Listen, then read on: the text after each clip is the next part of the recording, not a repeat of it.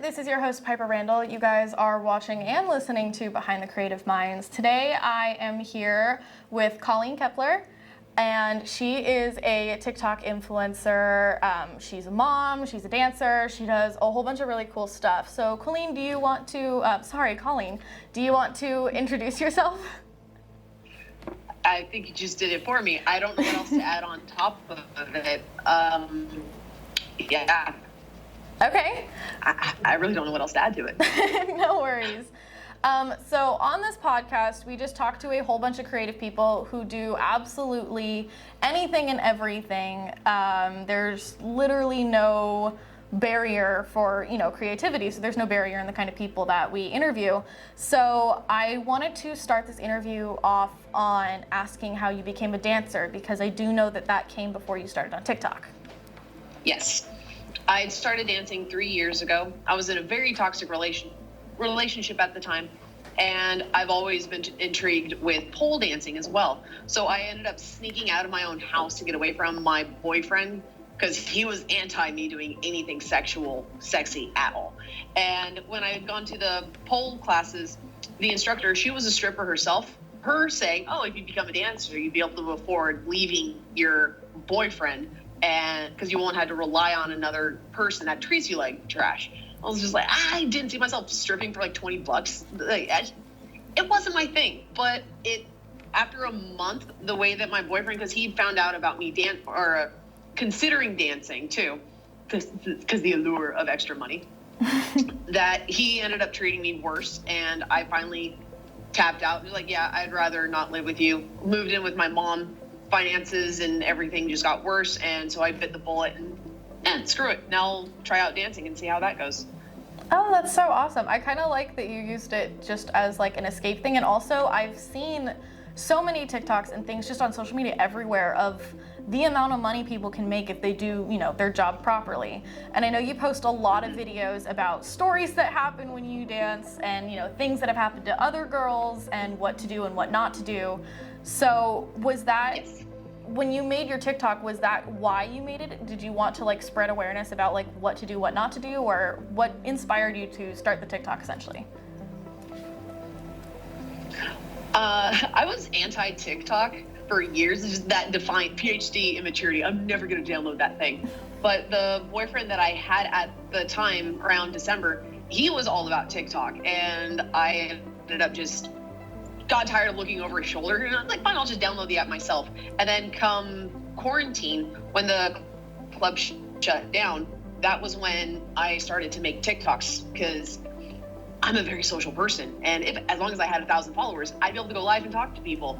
And my videos did start off with the farm girl vibe, and it wasn't until a little bit later that I started to get into the stripper stuff, and that was once I started talking about the stripper lifestyle, that was when it really took off. Oh, okay. That's really cool. So do you remember the video that you did, that one video that just you took off from there? Okay, so how long ago was that video, and can you describe that video for me? Video totally shut out, I'm sorry. Oh, no worries.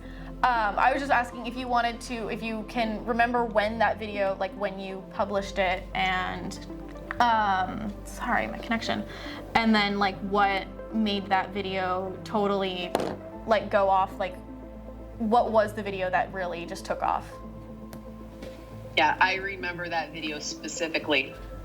It overnight got over 200,000 views. It was my first viral video. And I was talking about how my boyfriend at the time, this too was 3 years ago, the first boyfriend I had when I started dancing, he would taunt my regular, and my regular knew who my boyfriend was. So one night they were both in the club at the same time with their own friends, and as they were eyeing each other from across the club, my regular thought he could make my boyfriend jealous. So when I'd gone onto the smaller stage, my regular invited his friends, hey, let's go make her boyfriend jealous. They gathered around the stage and made it rain on me. My boyfriend sitting back, he knows what's going to happen later. He laughed it off.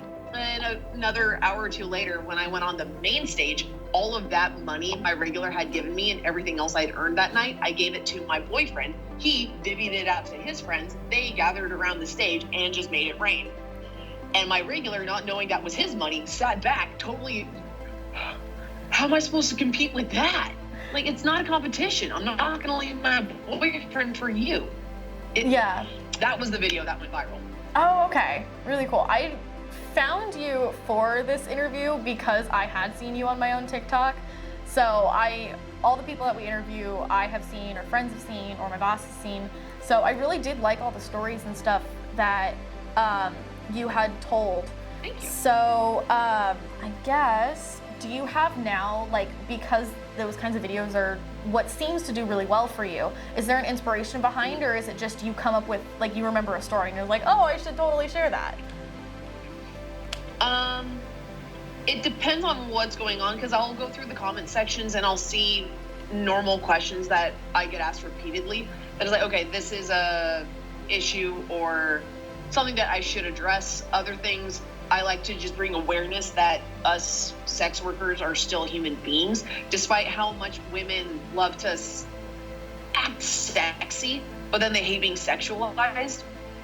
Like, well, if you learn how to shut it off and be okay with who you are and not let people's opinions about you dictate how you respond, like, I just like giving a new perspective. Yeah. And challenging people's thoughts on the stripper lifestyle. Oh, yeah, totally. I mean, for actually last semester for my college class, my English class, our final paper had to be like 10 pages long on a controversial topic and our position on it, and I did my entire thing on porn. And why I thought it was a good thing. And my teacher did not expect that to come from me, but I got an A on it, so. Nice. Oh yeah, I thought it was, I mean, I really liked doing that kind of research, because I've always been, and I know people who have worked in that kind of industry, and I've always been just like who really cares? It's your body, you know? Do what you want, and if it's making you money and you're happy in it, then that totally works. So, I guess now I want to ask you, because this is a question that I like to ask everyone, is like how you pick yourself up from a rough day, because everyone has a really rough day, and you know, everyone has those days where you don't want to get out of bed, you're not in the mood to do anything. I had one yesterday, and you know, you still have to do that kind of stuff. So what do you do to just, you know, maybe help yourself or to just work through that kind of emotion? It depends on what it is that's causing me to feel like I'm having a rough day. I tend to avoid depressing music by all means, all costs. I also know there's specific songs that do put me into a good mood, so I force myself to be in a better mood.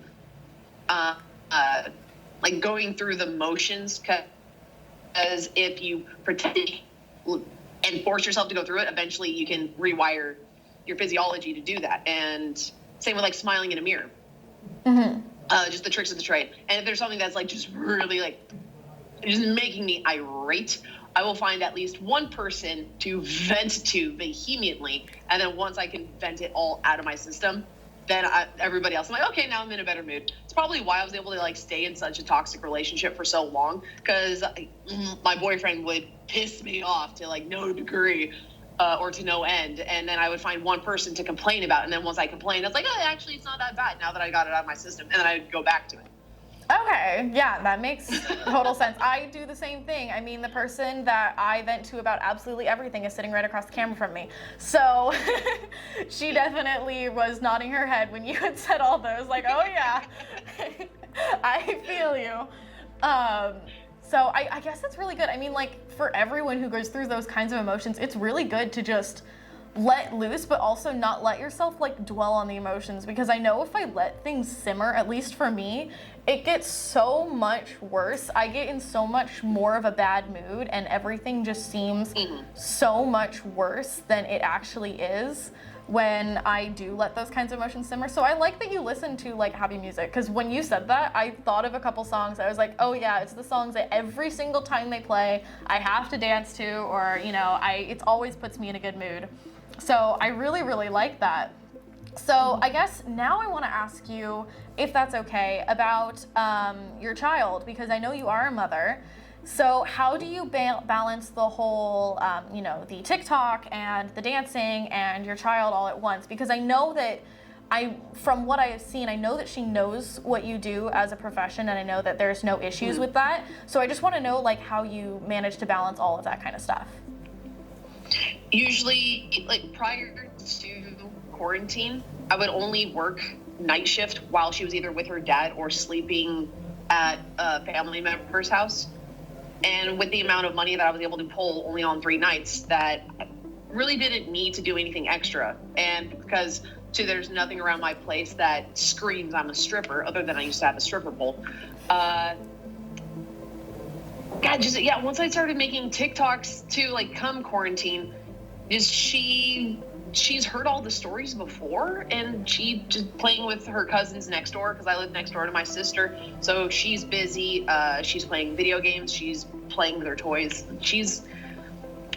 And it only takes me like probably anywhere from 5 minutes to an hour to make a video, because of all the editing and everything. So it's not that time consuming. Mm-hmm.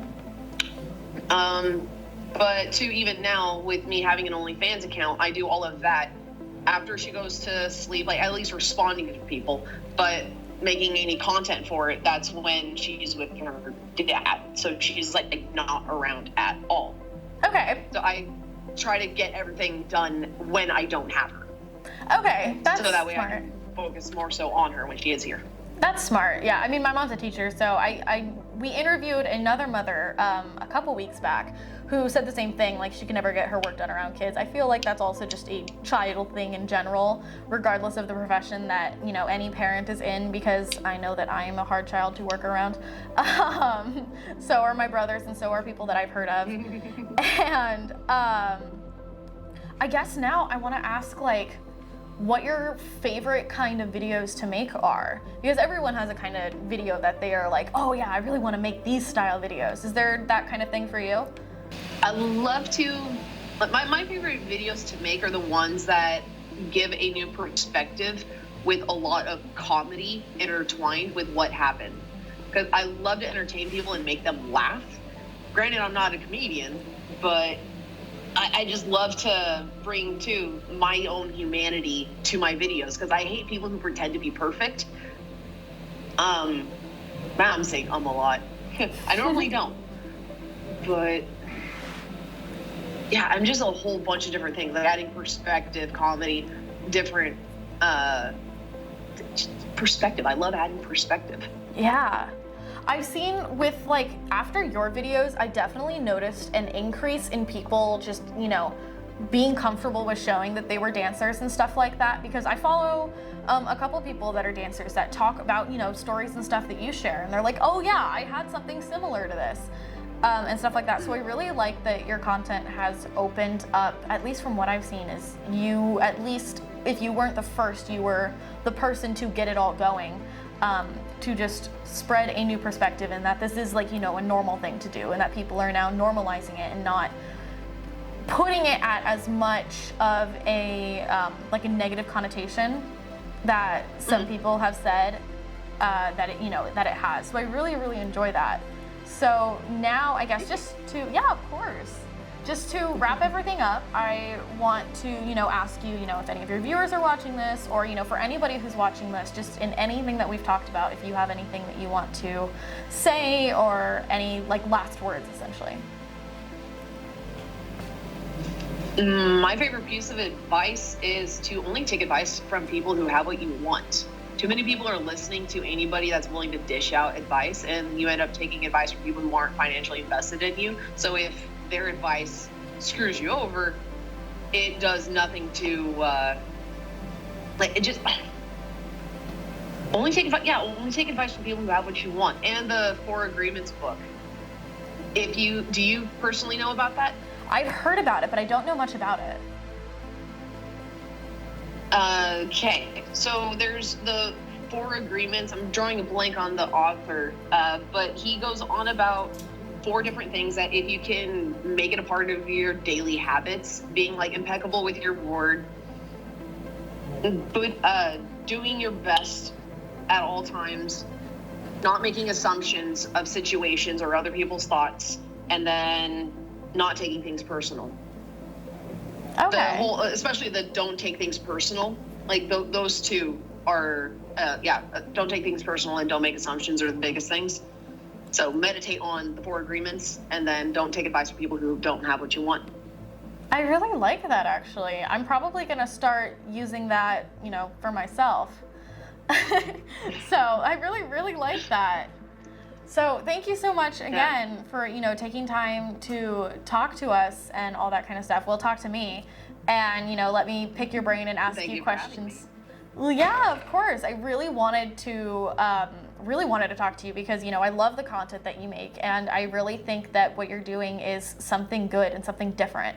And people need different right now. So I really, really like that. Yeah. So thank you so much for taking the time. People need to get a hold of their own realities and quit living life through other people's eyes. Because even the people who are living life, that they're trying to live their life through other people's eyes, and those people watching don't even like their own life. So why would you live your life according to a person who doesn't even like their own life?